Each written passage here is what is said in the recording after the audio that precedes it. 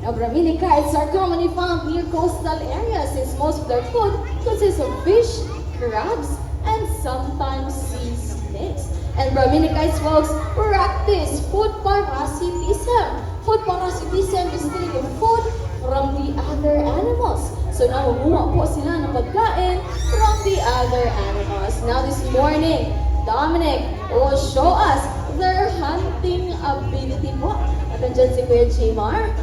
And once again, folks, magpapakitang gila si Dominic, and there you go. As you can see, folks, Dominic flies to Kuya Jmar to catch his food. And thank you so much, Dominic.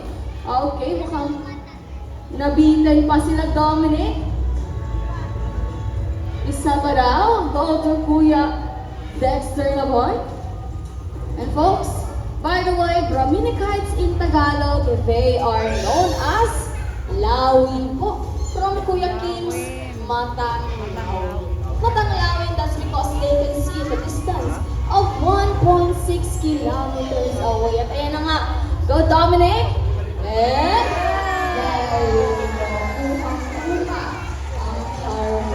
Thank you so much. And guys, that's all for Dominic muna po. Palakpakan mo muna natin. Thank you so much. Alright, no boy.